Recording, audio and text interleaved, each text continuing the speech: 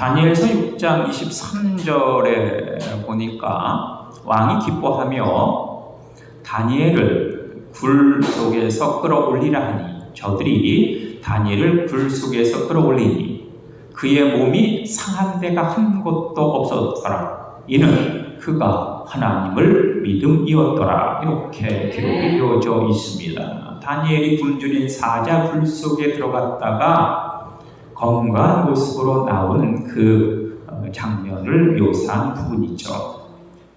하박국 4장 2절 의인은 믿음으로 말미암아 살리라. 마태복음 6장 30절 오늘 있다가 내일 아궁이에 던져지는 들풀도 하나님께서 입히시거든 하물며 너희일까보냐 믿음이 적은 자들아. 마태복음 8장 10절 이스라엘 중에서 내가 이만한 믿음을 만나본 적이 없다. 하인이 병들어 예수님께 달려나와 고쳐달라 부탁하는 로마인 백부장에게 하신 말씀이죠. 마태복음 9장 22절 너의 믿음이 너를 구원하였느니라. 12년 동안 혈육을 앓던 여인에게 예수님께서 하신 말씀이죠. 마태복음 9장 28절 너의 믿음대로 될지어다. 2명의 맹인이 예수께 달려나와 나를 고쳐주십시오라고 소리 지를 때 이 2명의 맹인들에게 하신 예수님의 말씀입니다. 마태복음 15장 18절 자신이 개 멍멍이 취급을 받음에도 불구하고 예수를 믿는 믿음을 변치 않았던 두로와 시돈 여인에게 너의 소원대로 될지니라 하시니 그 시로 그녀의 딸이 나았다. 이렇게 성경은 기록을 하고 있습니다. 성경은 믿음의 사람들의 그 흔적을 기록한 역사책이 아닙니까? 신앙인들, 하나님을 믿는 믿음의 사람들, 우리가 바로 믿음의 사람들입니다. 어느 목사님께서 산골에서 이렇게 목회를 하시는데 가끔 산에 올라가 등산을 하는 경우가 있었습니다. 교우들과 함께 말이죠. 그런데 이 산에 오를 때마다 교우들이 이렇게 이야기합니다. 목사님 저기 고사리가 보이세요? 하지만 목사님은 암만 눈을 크게 뜨고 바라봐도 고사리가 보이지 않습니다. 목사님 그 고사리 옆에 더덕과 도라지도 있네요. 하지만 이 목사님의 눈에는 고사리도 더덕도 그리고 또한 도라지도 역시 보이지를 않는 겁니다. 목사님 이 산 전체에 그 버섯이 쫙 깔려 있어요. 하지만 아무리 두리번거려도 이 목사님의 눈에는 버섯이 보이지를 않는 겁니다. 목사님 이 향기 느껴지세요? 온 지천에 이 산 전체에 산나물이 깔려 있어가지고 그 냄새가 죽여줍니다. 이렇게 이야기하는데 이 목사님의 코에는 그 산나물의 그 향기도 또한 그 산나물의 실체도 보여지지가 않았다라고 하는 것이죠. 그래서 오늘 본문의 말씀 믿음은 바라는 것 실상이요 보지 못한 것 증거니 믿음의 선지들이로서 증거를 얻으니라. 믿음의 눈이 있어야 실체가 보입니다.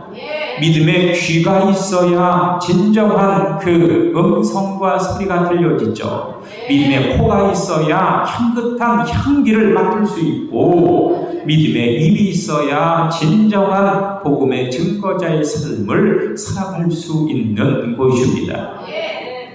산골에서 살다 보니까 믿음의 눈이, 믿음의 귀가, 믿음의 코가, 믿음의 입이 열려서 그 산골에 살고 있는 모든 사람들은 산나물, 버섯, 도라지, 더덕, 고사리를 한눈에 알아볼 수 있고 또한 그 향기를 맡을 수 있으며 그들이 자라는 소리까지 들을 수 있는 곳입니다. 12명의 정탐꾼들이 가나안으로 파송이 되어 있습니다. 가나안 땅이 과연 젖과 꿀이 흐르는 땅인가 하는 사실을 확인하기 위해서 12명의 정탐꾼들이 가나안 땅에 들어갔는데, 그런데 10명의 정탐꾼들, 그들에게는 믿음의 눈이 없었습니다. 믿음의 귀가 없었고 믿음의 코와 입술이 없었기 때문에 그들은 제대로 볼 수 없었고 들을 수 없었고 맡을 수 없었고 이야기할 수 없었죠. 다만 두 사람, 여호수아 갈렙, 그는 믿음의 눈이 있었고 믿음의 귀가 있었고 믿음의 코와 입이 있었기 때문에 가나안 땅에 들어가 젖과 꿀이 흐르는 하나님이 예비하신 그 땅을 알아보았고 들었고 냄새 맡았고 입으로 이야기할 수 있었던 것입니다. 하지만 믿음이 없었던 10명의 정탐꾼들과 그의 말에 동조한 이스라엘 백성들 어떻게 되어 있습니까? 단 며칠이면 가나안 땅에 도착할 수 있었는데 그만 믿음의 눈과 귀와 코와 입이 없어서 40년 동안 광야를 유리망할 수밖에 없었던 것입니다. 우리는 바로 믿음의 사람들 아닙니까? 믿음의 사람들, 알파와 오메가가 되시고 믿음의 주 온전케 하시느니 예수님을 바라보면서 그렇게 날마다 하나님의 나라와 이를 향하여 전진하는 사람들, 우리가 바로 신앙인들이요 진정한 믿음의 사람인 줄로 믿습니다. 그런데 우리가 이렇게 믿음의 삶을 살아가기 위해서는 믿음의 법칙이 필요합니다. 그래서 오늘은 이 믿음의 법칙을 우리가 한번 살펴보면서 2022년도 우리 백현진 권사님이 기도했다시피 진정한 승리의 한 해로 믿음의 사람들의 진정한 열매와 결실맺는 능력의 한 해로 그렇게 만들어 가야 할 줄로 믿습니다. 믿음의 사람들의 첫 번째 법칙은 무엇이든지의 법칙입니다. 무엇이든지 어떠한 것이든지의 법칙. 마태복음 21장과 마가복음 11장에 보니까 예수님께서 예루살렘 성에 입성하셨죠. 주일날 입성하셨고 그 다음날 월요일 아침이 되었는데 이 월요일 아침에 예수님께서 베다니에서 예루살렘 성으로 이렇게 지나가시는데 길 옆에 잎이 무성한 무화과 나무를 발견하게 되었습니다. 잎이 무성하니까 아마도 그 잎만큼이나 열매도 있을 것이다 라고 해서 그 무화과 나무에 가서 그 잎사귀를 헤치면서 열매를 찾았습니다. 그런데 이것이 웬일입니까? 열매가 하나도 없는 것이죠. 이에 예수님께서 화가 나셔서 그 무화과 나무를 저주하셨죠. 마태복음 21장은 그 자리에서 무화과 나무가 말라 죽었고 마가복음에 보면은 그 다음날 보니까 그 무화과 나무가 말라 죽었다 이렇게 증언을 하고 있습니다. 이 모습을 보면서 제자들이 의아해하면서 예수님을 쳐다봅니다. 이때 예수님께서 하신 말씀, 너희에게 겨자씨만한 믿음이 있다면 이 무화과 나무에게 되어진 그 일을 너희도 할 것이고 이 산을 명하여 바다에 던져지라 하더라도 그 산이 바다에 던져질 것이다. 이렇게 말씀을 하시는 것을 우리가 들을 수 있습니다. 마가복음 4장에 보니까 예수께서 하루 종일 하나님의 사역 복음 전파와 또한 병자를 고치시고 하늘에 복음을 전파하시다가 날이 저물었습니다. 너무 피곤하신 예수님, 제자들과 함께 갈릴리 바다를 건너가시다가 배 밑창에서 그 배 그물에서 곤히 잠이 드셨습니다. 그런데 이 배가 갈릴리 그 바다 한가운데 이르렀을 때 그만 풍랑을 만나가지고 제자들이 죽을 고비에 걸리고 만 것이죠. 당황한 제자들을 공연히 주무시는 예수님을 잡아 흔들어 깨우면서 우리는 죽게 되었는데 혼자 태평성대하게 그렇게 죽으십니까? 라고 하면서 예수님을 깨웠죠. 이때 예수님께서 깨어나셔서 그 제자들의 믿음 없음을 책망하시면서 바다와 바람을 꾸짖었더니 바람과 바다가 잔잔하여졌다. 고야해졌다. 이렇게 성경은 우리에게 말씀하여 주시고 있습니다. 요한복음 11장에도 보니까 나사로가 죽어 장례가 되어지고 무덤 속에 들어간 지 나흘이나 지났습니다. 그러다 보니까 시신이 썩어서 냄새가 나는 그런 상황인데 예수님께서 이 나사로의 무덤 앞에서 소리치셨죠. 나사로야 나와라 라고. 그랬더니 온몸에 붕대를 칭칭 감고 시신에서 냄새가 나는 나사로가 벌떡 일어나 걸어서 나왔다. 이렇게 성경은 우리에게 들려주시고 있습니다. 즉 믿음이라고 하는 것이 무엇이냐? 무화과 나무가 말라 죽는 사소한 일부터 시작해서 자연과 환경까지도 변화시키고 죽었던 사람을 살리시고 더 나아가 하나님께서는 그 믿음의 말씀으로 말미암아 무에서 온 우주 만물을 창조하신 일까지 행하신다라고 하는 것입니다. 믿음은 아주 사소하고 보잘것없는 작은 일부터 시작해서 우주에 관계되어진 우주의 그 질서와 역사까지도 통제하는 놀라운 힘과 능력이 바로 여기 믿음에 있다라고 하는 사실입니다. 즉 믿음의 법칙 첫 번째는 무엇이든지의 법칙, 언제 어디서나의 법칙이 적용된다라고 하는 것입니다.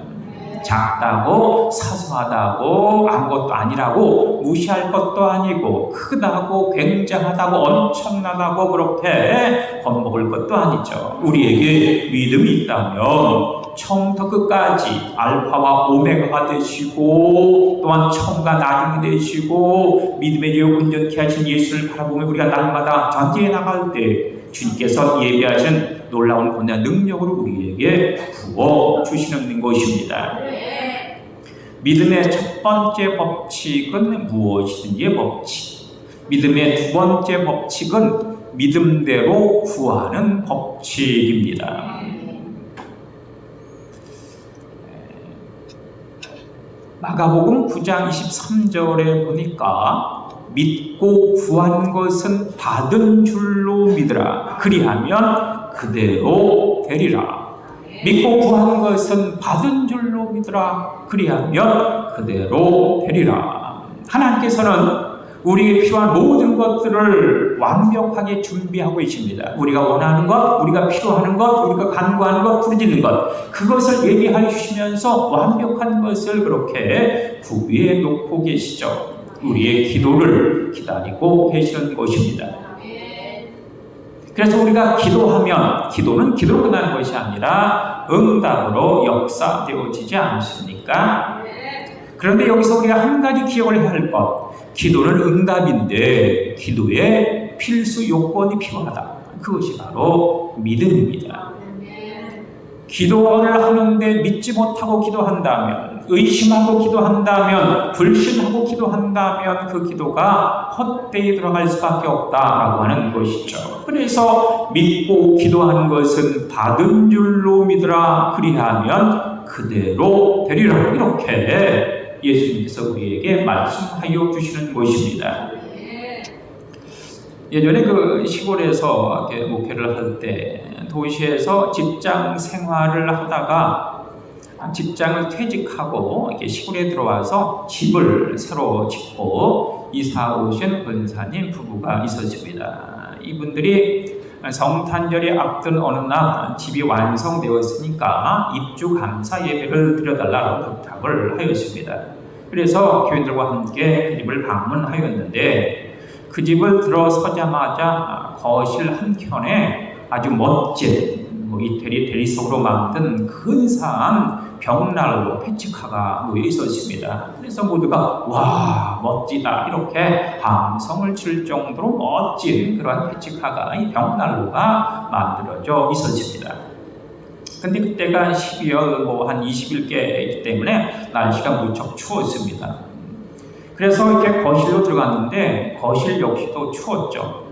멋진 대리소로 만든 그 벽난로가 있었음에 불구하고 근사한 그러한 그 페치카가 있었음에 불구하고 그 거실안이 너무 추웠습니다. 왜냐하면 아직 이 벽난로에 쓸 그 장작, 화목을 마련하지 못해서 장작불을 붙이지 못한 결과 그 거실안이 추웠다라고 하는 것이죠.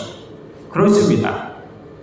아무리 멋진 벽난로라고 하더라도 페치카라고 하더라도 그 속에 장작불이 붙어야 따스하게 할 수 있는 것 아닙니까? 우리가 아무리 부르짖어 기도하고 간구하고 하나님이 완벽하게 준비해 놓고 계시다라고 하더라도 믿음이 없다면 아무 소용이 없다라고 하는 것입니다. 믿음이 필요하죠. 믿고 구해야 하는 겁니다.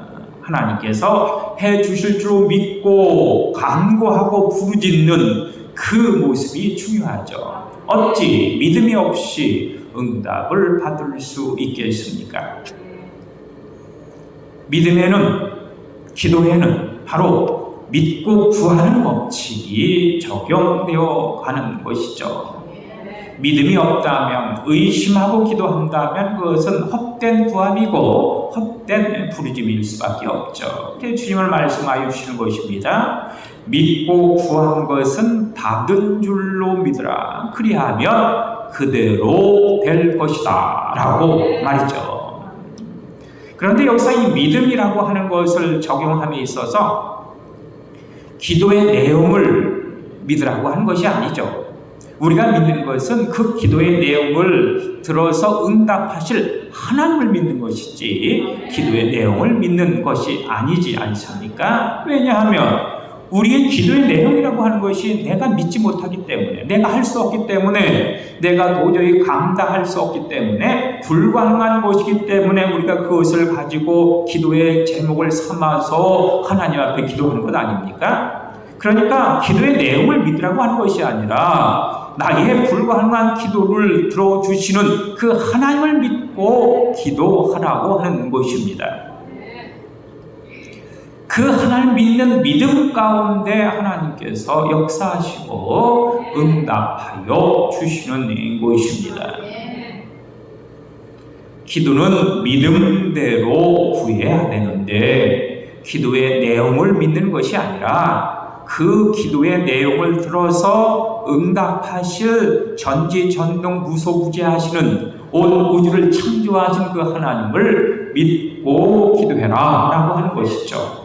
그 믿고 기도할 때 나의 불가능한 기도의 내용이, 내가 할 수 없는 기도의 내용이, 도저히 감당하기 어려운 그 기도의 내용이 하나님께 상달되고 연락되어짐으로 말미암아 나에게, 우리에게 응답으로 다가오는 것입니다.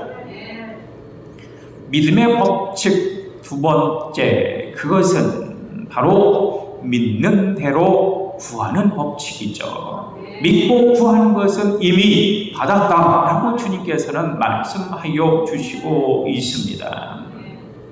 하나님께서 바로 우리의 믿음을 보시는 분이기 때문입니다. 또한 믿음의 법칙 세 번째는 그야말로 믿음대로의 법칙입니다. 믿는 대로의 법칙이라고 하는 것이죠. 우리가 바로 믿음의 사람들 아닙니까? 믿고 구한 것은 반드시 받는 믿음 그대로 되어지는 그 법칙이 바로 여기에 적용이 되어지는 것입니다.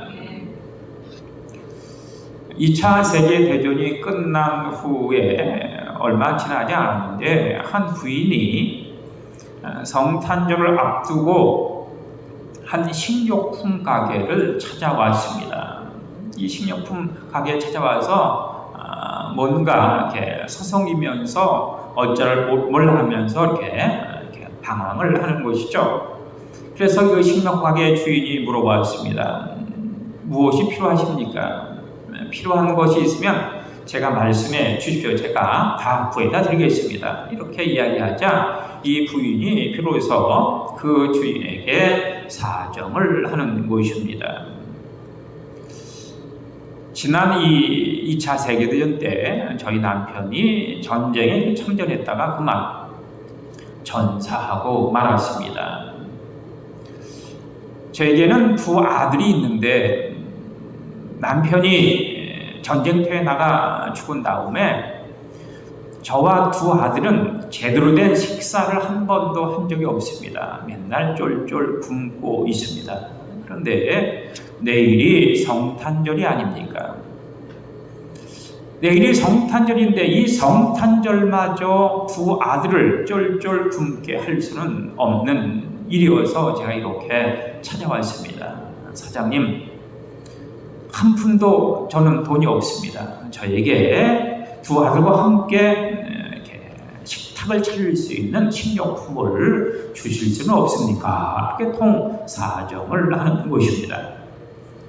그러자 이 주인이 퉁명스럽게 그 부인에게 이야기하였습니다. 돈이 없어요? 그렇다면 당신이 가지고 있는 것이 뭔데요? 그 당신이 가지고 있는 것을 나한테 주시오. 이렇게 이야기를 했습니다. 그러니까 이 부인이 하는 말, 아무것도 없습니다. 저는 가진 것이 하나도 없습니다. 사랑해줄 아무것도 없습니다. 다만 기도만 있을 뿐입니다. 이렇게 대답을 하였다는 것이죠. 기가 막힌 이 식료품 가게 사장 주인이 그래요? 그러면 그 기도 내용을 종이에 적어서 나한테 주시오. 그러자 이 부인이 너무너무 기뻐하면서 얼굴에 화색을 띠면서 예, 제가 그럴 줄 알고 어젯밤에 종이에다가 기도의 내용을 적어왔습니다 라고 하면서 기도의 내용이 적힌 그 종이를 이 식료품 가게 주인에게 전달하는 것입니다. 그러니까 이 식료품 가게 주인이 그 쪽지를 받아서 펼쳐보지도 않고 양팔 저울 있지 않습니까? 한쪽에 추가 달린, 그래서 추를 떼고 그 기도의 종이를 이 추 대신 거기다 걸어놓고 한쪽 저울에다가 빵 하나를 올려 놓았습니다. 종이 한 장과 빵 하나 어느 것이 더 무겁습니까? 빵이 무거운 건 당연하죠. 당연히 빵 쪽으로 기울여야 되는데 어찌된 일인지 이 저울이 꼼짝도 하지 않는 겁니다. 어떻게 된 일이지? 라고 하면서 이 주인이 그 빵 위에다가 소세지를 하나 얹었습니다. 하지만 그럼에도 불구하고 저울이 꼼짝도 하지 않습니다. 그 소세지 위에 베이컨을 올려놓고 감자를 올려놓고 고기를 올려놓고 밥만 올려놔도 이 저울이 꼼짝도 하지 않는 겁니다. 당황한 이 주인, 그 부인에게 소리쳤습니다. 뭔가 잘못된 거 있어. 당신과 두 아들이 필요한 그 식료품을 마음대로 가져가시오. 이렇게 소리를 쳤던 것이죠. 그래서 이 부인은 알뜰살뜰하게 자신과 두 아들이 먹을 이 성탄 만찬을 할 수 있는 그런 식료품을 골라서 집으로 돌아갔습니다. 그 부인이 돌아간 다음에 이 식료품 가게 주인이 저울을 살펴보았습니다. 그랬더니 저울이 균형을 잡아주는 지지대가 그만 부러져 있는 것이었습니다. 어라, 이것이 언제 부러졌지? 부러져도 왜 하필 그 부인이 왔을 때 부러졌지? 라고 하면서 그리고 어찌 알고 어젯밤에 기도 제목을 적었다는 거야? 하면서 그 부인이 남겨놓고 간 그 기도 쪽지를 펼쳐보았습니다. 그랬더니 그 기도 쪽지 안에 이렇게 적혀 있었습니다. 하나님 아버지, 오늘날 나와 두 아들에게 일용할 양식을 주십시오. 이렇게 적혀 있었다고 하는 것이죠. 믿음대로 구하면 주님이 주신다. 믿음으로의 법칙, 믿음대로의 법칙이죠. 믿는 자에게 능치 못할 일이 없는 것입니다. 아들이 귀신 들려 물에도 넘어지고 불에도 넘어지는 아주 비참한 그런 상태 속에서 아들이 너무너무 불쌍해가지고 이 아비가 예수님의 제자들에게 달려나와 꿇어 통사정을 하였습니다. 내 아들의 병을 고쳐주십시오. 내 아들이 귀신에 들려가지고 불에도 넘어지고 물에도 넘어지는데 제발 내 아들의 병을 고쳐주십시오. 귀신을 쫓아주십시오. 라고 통사정을 하였지만 예수님의 제자들은 이 아비의 청을 들어주지 못했습니다. 귀신을 쫓아내지 못했고 그 병을 고쳐주지 못했습니다. 뒤늦게 변화산상에서 내려오신 예수님을 보면서 이 아비가 예수께 달려나와 예수의 바짓가랑이를 붙잡고 그렇게 울부짖었죠. 선생님, 할 수 있거든. 할 수 있다면 제발 나의 아들의 병을 고쳐주십시오. 내 아들에게서 귀신을 쫓아내 주십시오. 이랬을 때 예수께서 하신 말씀, 할 수 있거든이 무슨 말이냐? 믿는 자에게는 능치 못할 것이 없느니라. 이렇게 선언하여 주시지 않습니까? 그리고 그 아들에게서 귀신을 쫓아내고 그 아들의 병을 고쳐주셨다. 할 수 있거든이 무슨 말이냐? 믿는 자에게는 능치 못할 일이 없느니라. 믿음대로의 법칙입니다. 배가 망망대해를 이렇게 항해할 때 균형을 잡고 평정을 유지한 채 이렇게 배가 항해를 합니다. 평상시에 물결이 잔잔할 때는, 바람이 불어오지 않을 때는 아주 잔잔하게 평정을 유지하고 균형을 잡고 이 배가 항해를 하는 것이죠. 그런데 바람이 불고 파도가 치고 풍랑이 일다면 이 배가 어떻게 되겠습니까? 배가 기우뚱기우뚱하게 되지 않겠습니까? 하지만 그럼에도 불구하고 이 기우뚱기우뚱하는 배는 다시금 균형을 잡고 평정을 유지하면서 그 풍랑 속을 그렇게 항해해 나가는 것입니다. 이것이 바로 복원력이고, 배는 이 평형수가 있기 때문에 이 배가 균형을 잡을 수 있도록 그렇게 만들어 주기 때문입니다. 평형수로 균형을 잡고 복원력으로 그렇게 안전하게 그 험한 바닷길을 항해할 수 있다라고 하는 것인데, 2014년 진도 앞바다에서 이렇게 침몰한 세월호의 경우는 그 선주나 어떤 그 배 관계자들이 그 배에다가 많은 물건을 싣기 위해서 배 밑에 있는 평형수를 다 빼버렸다고 하는 것이 아닙니까? 이 평형수를 빼버리니까 이 배가 균형을 잃었을 때 다시금 균형을 잡을 수 있는 복원력을 상실했고, 결국 이 배는 침몰할 수밖에 없었습니다. 복원력이 있어야 하죠. 평정을 유지할 수 있는 그 힘이 있어야 합니다.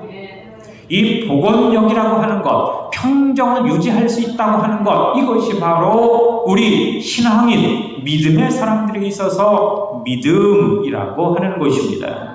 믿음이 있기 때문에, 믿음이라고 하는 평형수가 있기 때문에, 믿음이라고 하는 그러한 복원력이 있기 때문에 험난한 그 풍파와 광풍과 고난과 역경과 어려움 중에도 다시금 평정을 유지하고 균형을 유지하고 그렇게 자신 있게 하나님의 나라와 의를 향하여 전진해 나가는, 뛰어가고 달려가는 놀라운 본능이 충만케 나타나는 것입니다.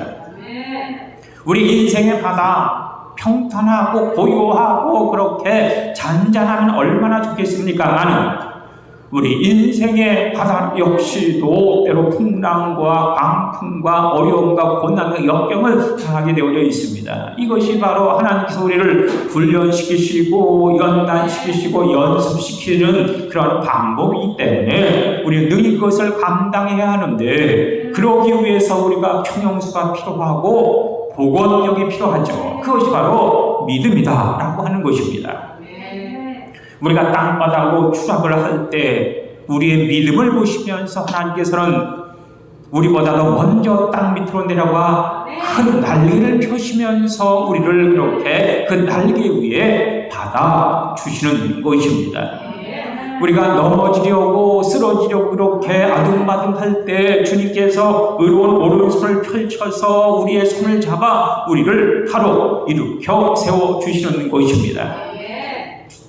그러니까 우리는 넘어지려고 해도 넘어질 수 없고 추락하려고 해도 추락할 수 없는 하나님의 택정과 예수의 구속과 성령의 인침을 받은 주의 자녀 백성일 뿐이다 라고 하는 것입니다. 물론 우리가 가다가 땅바닥에 엎어질 수가 있습니다. 그때 우리는 비로소 발견하게 되어지죠.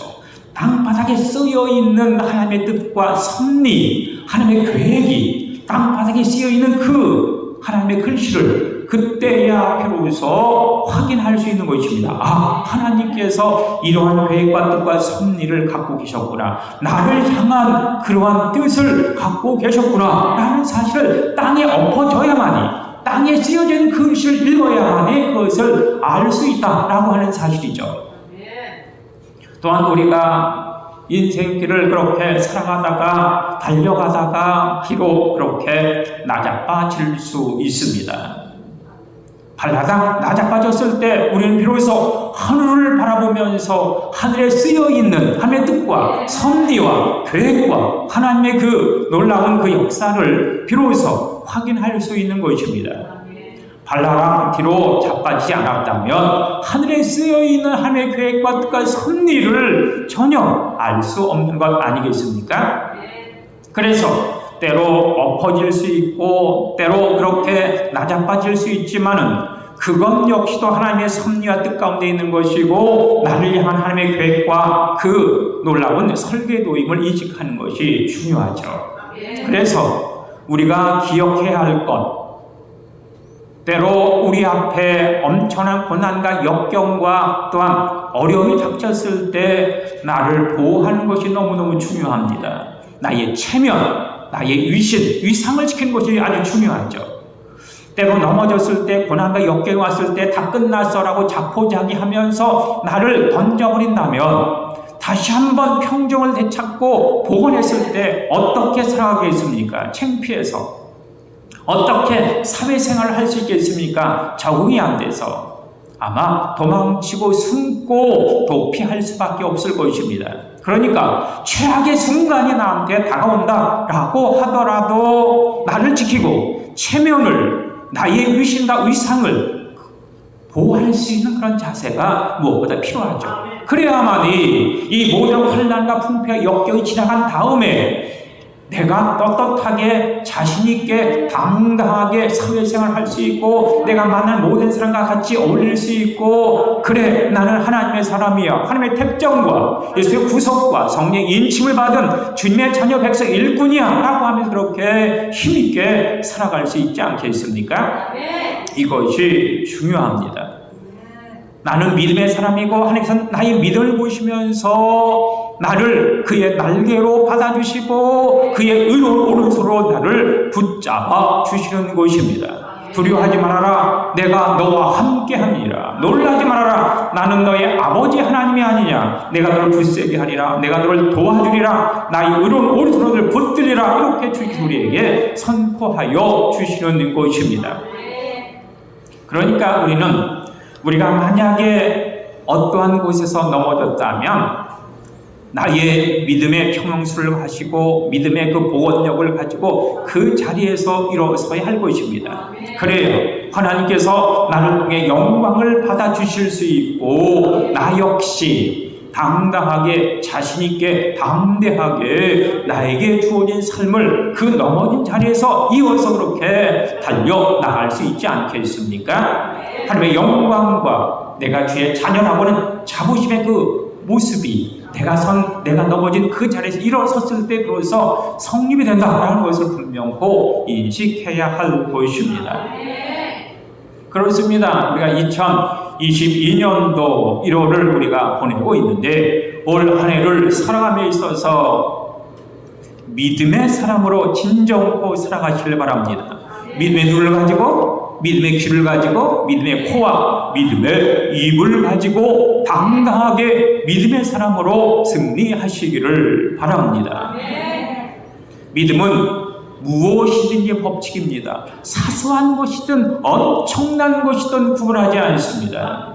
믿음은 구한대로 받는 놀라운 능력과 권능이 있습니다. 그리고 믿음은 믿음대로 되어지는 그 놀라운 역사도 있다라는 사실을 우리가 분명히 인식하면서 올 2022년도 믿고 구한 것은 받은 줄로 믿으라.